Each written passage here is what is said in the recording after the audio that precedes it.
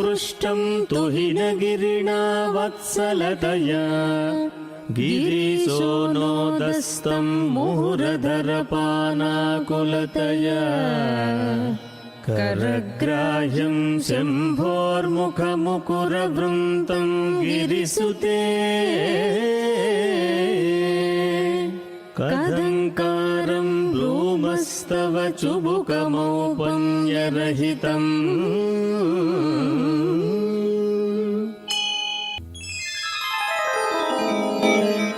34వ అధ్యాయం మానవత్వమే అసలైన దైవత్వం. ధూమావతి. బ్రాహ్మణుని దీనావస్థ. మేమిద్దరం శ్రీపాదుల నామస్మరణ చేస్తూ మా ప్రయాణం సాగిస్తూ ఒక గ్రామం చేరుకున్నాం. శ్రీపాదుల దయవల్ల మా ప్రయాణంలో మాకు ప్రతి చోట అడగకుండానే ఆతిథ్యం లభించింది. ఆ గ్రామంలో విశేషం ఏమిటంటే, ఒక రుణదాత ఒక బ్రాహ్మణుడి ఇంటిలోని సామానంతా వీధిలో పారేస్తున్నాడు. పాపం, అతని భార్య పిల్లలు కూడా వీధిలో నిల్చున్నారు. ఒక గిరి గీసి ఆ బ్రాహ్మణుని అందులో నిల్చోబెట్టి, ఎన్ని రోజుల్లో అప్పు తీరుస్తావో యజ్ఞోపవీతం పట్టుకొని ఖచ్చితంగా చెప్పు అని రుణదాత నిర్బంధం చేస్తున్నాడు. ధర్మగుప్తులకు జాలివేసి ధన సహాయం చెయ్యాలి అనుకున్నారు. కాని అప్పుడు అంత పెద్ద మొత్తం వారి వద్ద లేదు. ఆ బ్రాహ్మణుని దీనావస్థ చూసి జాలివేసి నేను కల్పించుకొని ఇంకొక 2 వారాలు గడువు ఇచ్చినట్లయితే అతను అప్పు తీర్చేస్తాడు, దానికి నేను హామీ అని రుణదాతకు చెప్పాను.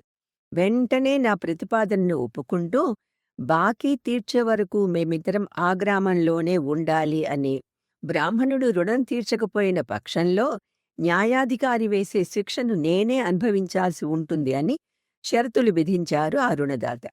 పూర్వాపరాలు ఆలోచించకుండా ఎవరి విషయంలోనా తలదూర్చినందుకు, నాతో పాటుగా ధర్మగుప్తులను కూడా సంకట పరిస్థితులలో ఇరికించినందుకు నన్ను నేనే నిందించుకున్నాను. కాని ఇద్దరం శ్రీపాదుల వారిదే భారం అని, వారే మమ్మల్ని కాపాడతారని నమ్మకంతో ఉన్నాం.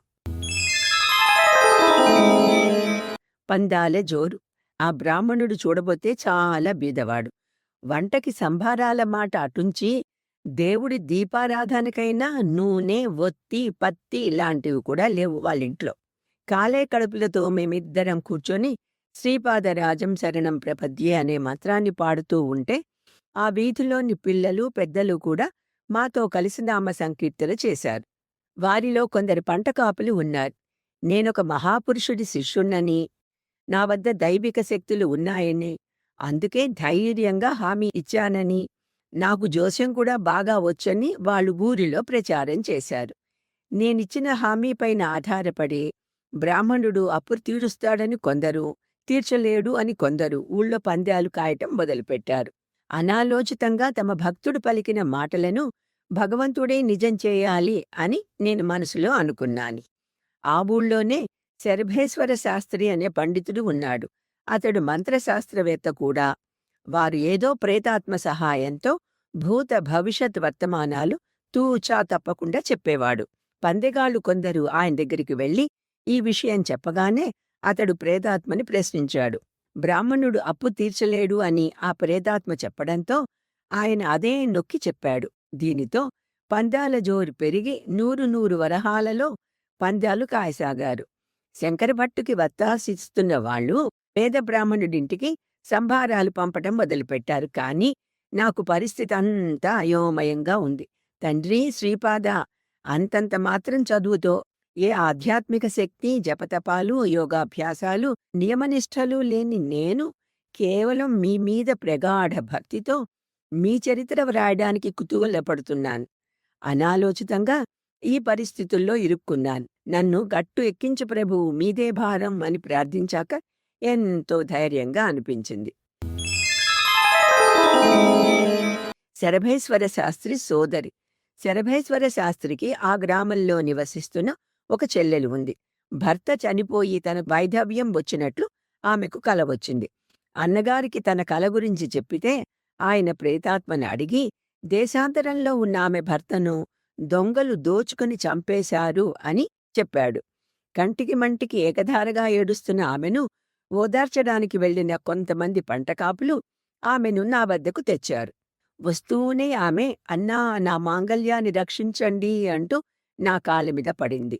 నేను అప్రయత్నంగా నీ భర్తకు ఏమీ కాదు అని చెప్పి పంచదేవ్ పహాడ్లో పంటకాపు మాకు ఇచ్చిన అక్షతలు కొన్ని ఇచ్చి పూజ గదిలో భద్రపరచమని చెప్పి ఆమె భర్త కొద్ది రోజులలో తిరిగి వస్తాడు అని ధైర్యం చెప్పాను. ఈ విషయం విన్న సర్వేశ్వర శాస్త్రి అగ్గిమీద గుగ్గిలమై, నా చెల్లెలి భర్త తిరిగి వచ్చి నా జోస్యం కనుక తప్పినట్లయితే నేనే ఆ బ్రాహ్మణుడి బాకీ పూర్తిగా తీరుస్తాను, శంకరభట్టుని గురువుగా స్వీకరించి శ్రీపాదులను ఆరాధిస్తాను అని ప్రతిజ్ఞ చేశాడు. 4వ రోజు చెల్లెలి భర్త దేశాంతరం నుండి తిరిగి వచ్చాడు. మార్గమధ్యంలో దొంగలు తనను చంపబోగా సమయానికి ఒక ముస్లిం పహల్వాను వచ్చి తనను ఆదుకున్నాడని చెప్పడంతో నేను ఇచ్చిన మంత్రాక్షతల వల్ల తన భర్త బ్రతికాడని ఆమె భావించింది. గర్వభంగం. శరభేశ్వర శాస్త్రి అహంకారం తగ్గి బ్రాహ్మణుడి అప్పు పూర్తిగా తీర్చి వారి ఇంట ఆతిథ్యం స్వీకరించమని మమ్మల్ని సాదరంగా ఆహ్వానించారు. ఆయన మాతో, అయ్యా, దశమహావిద్యలలో ఒకటైన ధూమావతీ దేవిని నేను ఆరాధించేవాడిని. తంత్ర గ్రంథాల ప్రకారం ఆమె ఉగ్రతారాదేవే. ఆమె ప్రసన్నురాలు అయితే సర్వ సుఖాలు ప్రాప్తిస్తాయి, కోపిస్తే జీవనం దుఃఖప్రదమే. నేను ఆ మహాతల్లి అనుగ్రహం పొందాను. చాతబడి వల్ల, ప్రేతాత్మతో పీడింపబడటం వల్ల బాధపడుతున్న వారి దుఃఖాలు ఆ తల్లి దయతో పోగొట్టేవాడిని. మొదట ధనాశ లేకుండా చేసినా మెల్లగా నేను ధనాకర్షణకి లోనయ్యాను. ఇది ఆ మహాతల్లికి సమ్మతం కాదు. ఇంతలో ప్రాణమయ జగత్తులోని శక్తివంతమైన ప్రేతాత్మతో నాకు అనుబంధం ఏర్పడింది. ఇటువంటి వాటిని ఉపాసిస్తే చివరికి దుఃఖమే మిగులుతుంది అని తెలిసి కూడా నేను ధనవ్యామోహంలో ఇరుక్కున్నాను.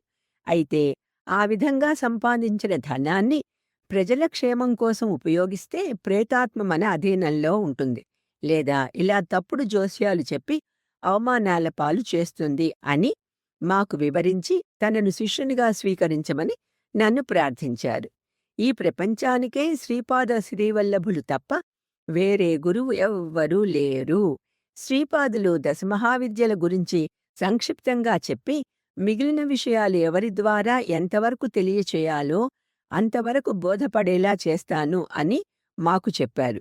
ఇప్పటి వరకు దశమహావిద్యలలో కాళీ, ధూమావతి గురించి తెలిసింది.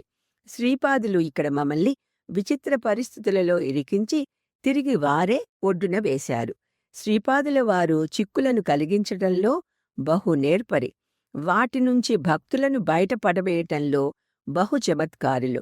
శ్రీపాద నామస్మరణం ఇహపర సాధనం అని వారితో నేను చెప్పాను. శ్రీపాదరాజం శరణం ప్రపద్యే. భుజశ్లేషా నిత్యం పురదమయితుః కంటకవతి తవ గ్రీవాధత్తే ముఖకమలనాళశ్రియభియం స్వతశ్వేతా కాలా గురుబహుళజంబాలిమలినా మృణాళీలాలిత్యం వహతి యదధోహారలతికా